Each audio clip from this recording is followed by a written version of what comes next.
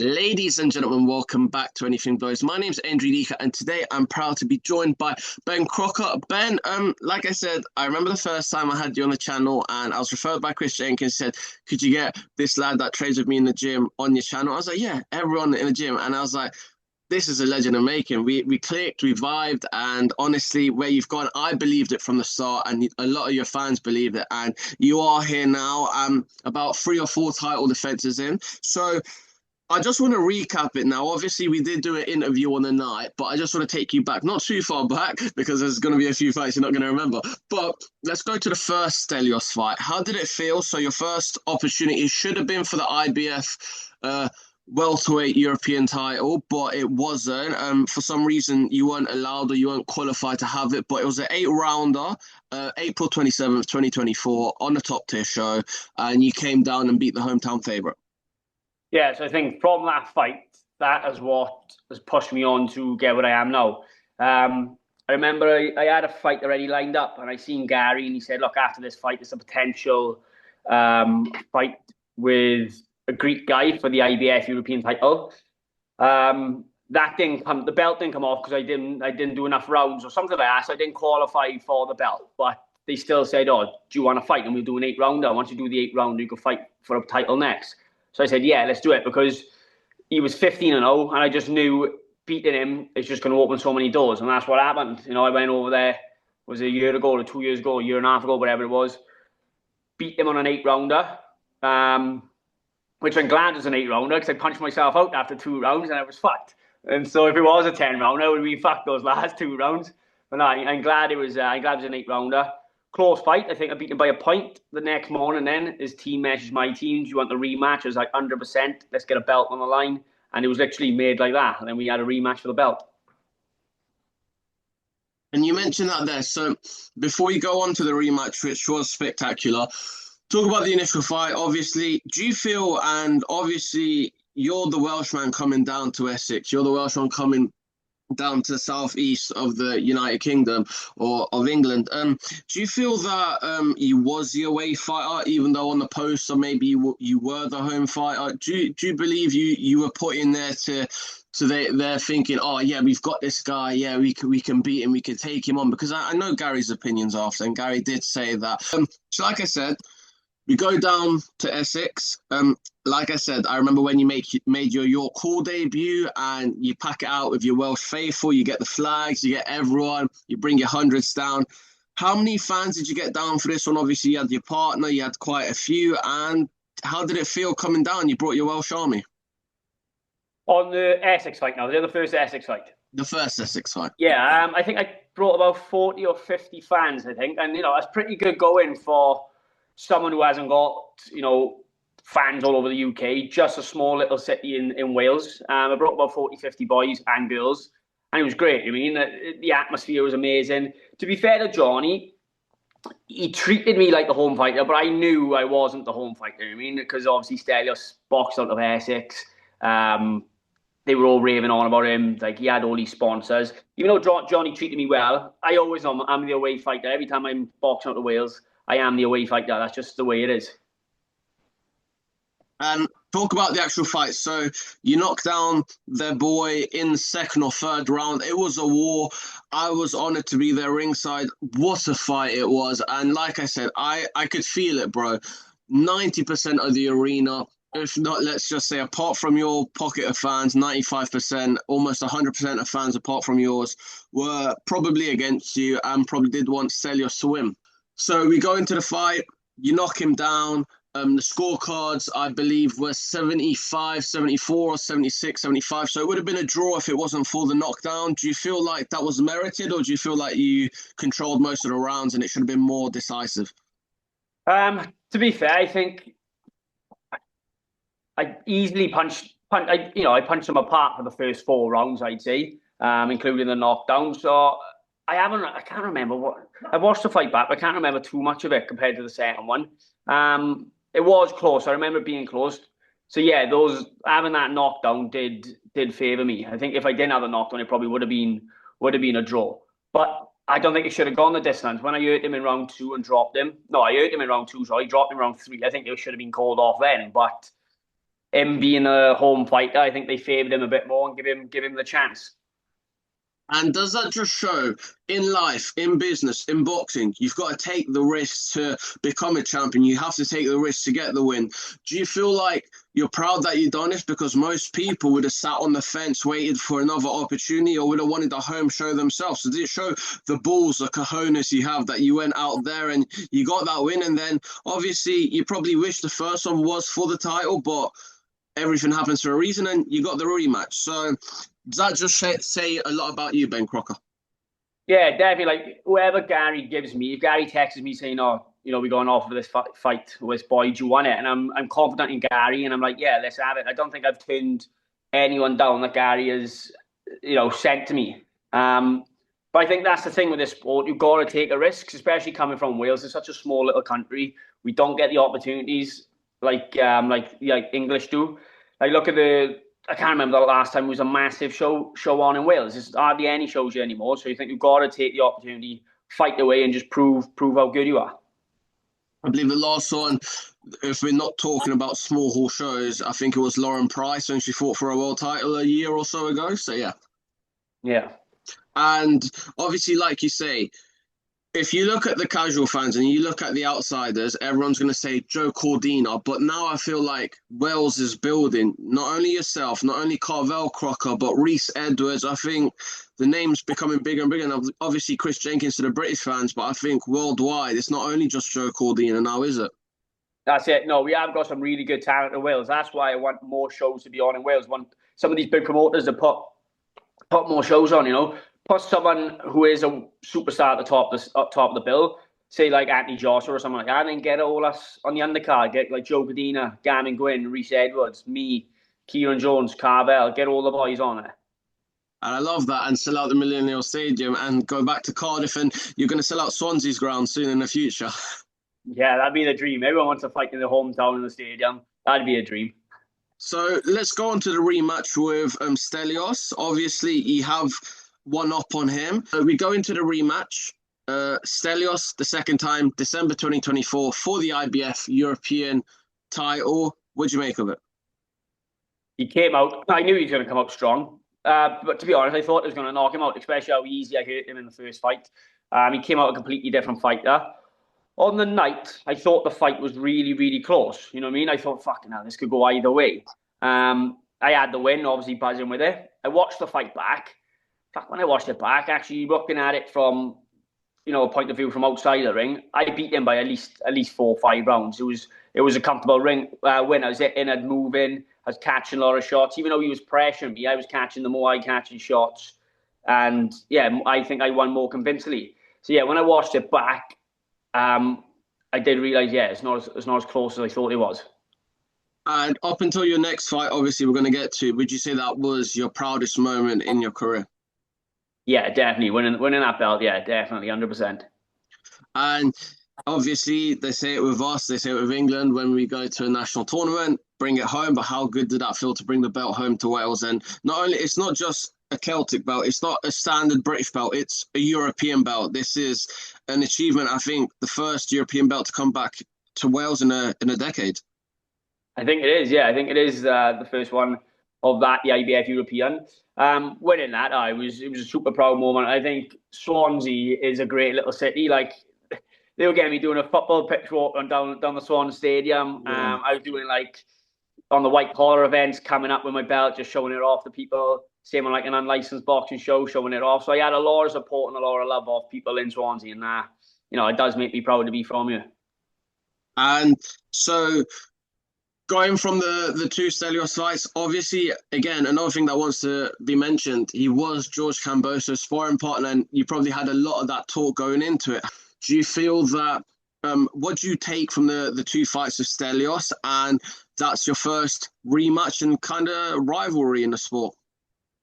From it, I take that, I got it in me. I got that dog in me to stay in the fight, have a go, last the rounds out and not give up. Because I know plenty of people probably in that same position as me, especially the first fight when they punched themselves out, probably would have just given up. There was thoughts going through my head that first fight, thinking, fuck, should I just take a knee, catch my breath? Because I was gone. I just punched myself out. But no, I proved to myself that I've got, I've got a lot in me. And yeah, that's what I take away from the first two fights. And so we go to earlier this year, GBM show, first defense of your IBF European title, Wales versus Ireland, Tin and Bradley. What do you make of the contest? Obviously, a little bit fiery, flary build up. Do you feel like it was real beef? Do you think it was personal, or do you think a lot of it was for the cameras?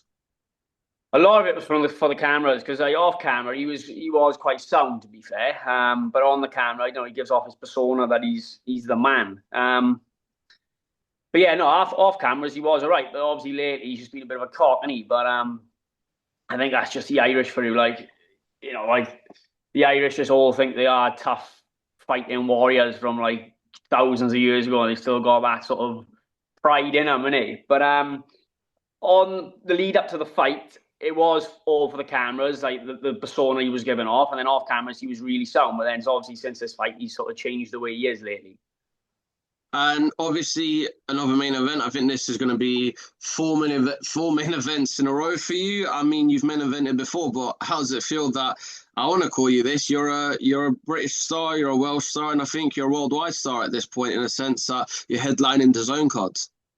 Yeah, that's it. I think this is the third time I'm headlining Dazn, or is it the second time? And I might have been the co-main event on the other one. But do you know what I mean? That's it. 2 or 3 times headlining Dazn.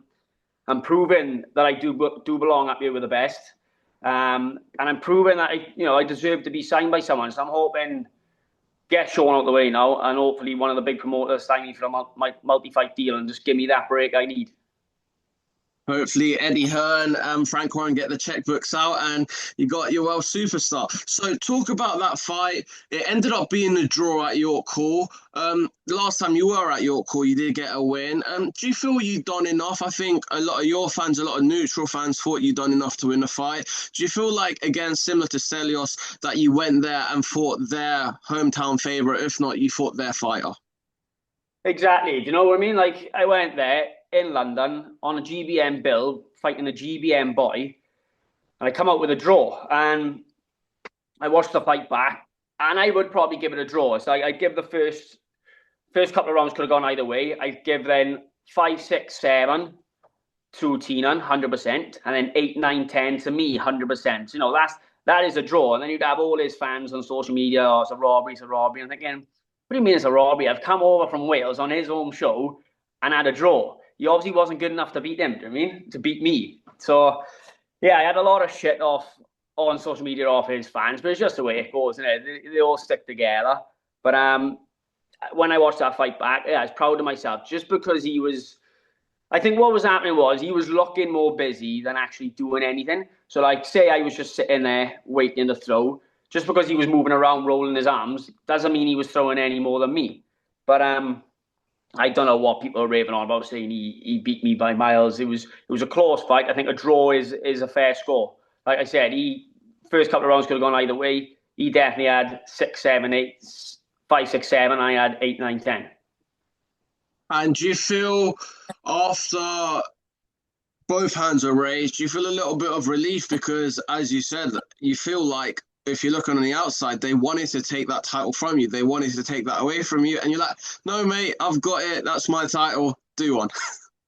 Yeah, exactly. Even down to just nothing really bothers me. Nothing really phases me. I'm just like, it is what it is. Get on with it. But like, even down to little things like picking the gloves. They were trying to... They brought their own gloves. They're sponsored by Reyes. So I was like, yeah, I'll wear Reyes. And then I picked the colour green.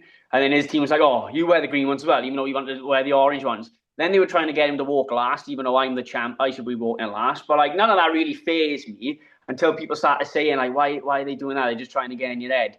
But that's just the way they are. But no, nothing bothered me. But I think they were trying their hardest, obviously, to get that belt, doing any little thing just to try and favour it more for them. Do you know what I mean? And I think a lot of people, like, we'll go on the last one, Eubank Ben. It historically in 90s when the fathers fought, it was Ben Eubank, then Eubank Ben, who's going to walk last, who's the A side. So you don't believe any of that phases you. A side, B side, it's both a 50-50 fight. You're going to do the job at the end of the day, regardless who's on the front side of the poster. Yeah, exactly. It didn't really bother me until my team started like saying, to the IBF. Sorry, no, the IBF mentioned it first, saying, "Nah, it's not the way it goes. Ben's the champ. He walks last." Even though like, none of that bothers me, but it's just the little Yeah. things that they're trying to get in just to favour their side more. And do you think it's happened with a lot of sports, and we kind of see it more in the pro shows in America, like a Canelo Crawford or a big event where the home fighter will keep the away fighter waiting 10, 15 minutes. Do you feel like it's a tactic they try? I know you've been in camp for about 3 months, 4 months, and you build up to that night, but do you feel they try anything to rustle your feathers, essentially? Yeah, that's it. Literally that. So I remember watching the Motors Atama fight with Dillian White, Yeah. and Dylan White was taking his time coming out. And I was saying to my brother, I was saying, I don't know why people try that. Like, that wouldn't faze me. That won't bother me. If anything, you're getting me set more, thinking, oh, fuck, right, here we go, here we go. I'm building myself up more in a good way. So I don't know why people try and get in your head that way. Some people aren't mentally strong, but I think I am mentally strong. So stuff like that don't bother me.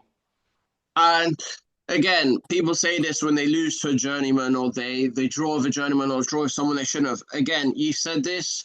Once you get past your next opponent, God willing, would you like a rematch with Tiernan, or do you feel like you're a level above him and you go forward? Yes or no. I've been thinking about this. Not overlooking Sean, obviously, but you always look to see what's next. And I know people are going to ask me if I beat Sean, would you fight Tina next?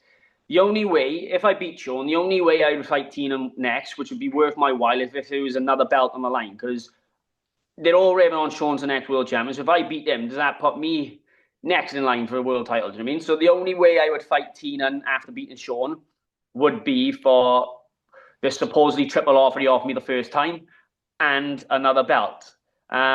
If worst case scenario I lose to Sean, yeah, I'd rematch Teenan again. But same thing, for a belt, for something worth my while.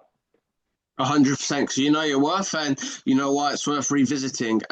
Again, we go into it here Saturday the 27th this week up in Sheffield on a GBM show, main event on a Dazn card. Sean Mccomb, like you said, touted to be the next world champion, and if you do get through him, that will be you in that hands. What do you make of him? Do you feel like you're the favourite? Do you think he's a favourite, or do you think it's a clear 50-50 this time round? He's on paper. He is the favourite. I mean, I know I'm the underdog going in here. He's more established than me. He's boxed at a higher level than me. He's boxed for I think it was a world title eliminator. So yeah, I know full well I'm going in there as the underdog. He's a good boxer. He's real good. He's slick. He's a southpaw. He hits and moves. He doesn't stay there too long. He throws twos, threes, and fours and then moves off. But I got in my head what I need to do to beat him. He's obviously got in his head what he needs to do to beat me. But I think it's going to be a good fight. I think it's going to be a closer fight than what all Sean's fans think. Like, they all think I haven't got a chance at all. But they're going to be in for a shock on fight night. And do you see this as a knockout? Do you see this as going to decision, or is it by any means necessary just having your hand raised on the night? Any means necessary, but everyone wants to get a knockout. I'd love to stop him. I'd make a huge statement, that would. That's my plan. I'm not going there looking for a knockout, but in the back of my head, I want that knockout. I want that stop race just to prove everyone wrong, prove all the doubters wrong, get up on those top ropes and just say, fuck you to everyone. I love that. And God willing, you get past this one. Do you feel like you're 1 or 2 or 3 fights away from a title shot, a world title shot, or what do you want next? What you have the shots, you get the chance to call out anyone. What do you want next? I'd like to fight for a different belt next. I'd probably defend this once, defend this again, because there's been no mandatory. All these defenses I'm doing are voluntary. I mean, they're not mandatory. I'm accepting these fights because they're coming on to me. But I'd like to move on next, maybe a bigger title, British, Commonwealth, who knows, a WB, IBF Intercontinental, just another step on the world rankings. And just before I let you go, what's your message to fans on fight night? What's the message to everyone that's purchased their tickets? Your Welsh faithful, your British faithful, your worldwide fans that will be tuning in on Dazn, and everyone that's going to be there in the arena on the night. Just big thanks to everyone making the trip up, first of all, because it's a 5-hour train from Swansea. So I appreciate everyone spending their money to come watch me. Big thanks to all my sponsors, and wearing one of them now, Lotus Life Insurance. Get at it. He's cheap. He does sport cover everything. Big thanks to everyone wishing me good luck. And yeah, just ready to go now. And a big thanks to my team as well. Gary, Den, they put the hard work in the gym as well. Ladies and gentlemen, Ben Crocker, always an honor. I promise this time around it's not going to be over a year or a year and a half since I've last had you on the channel. Always a great catch up with you. And hopefully after this win, back out to Croatia, have a little luxurious lifestyle and get a little trip out there. Yeah, definitely. A little holiday after this. God bless, my brother. Nice one.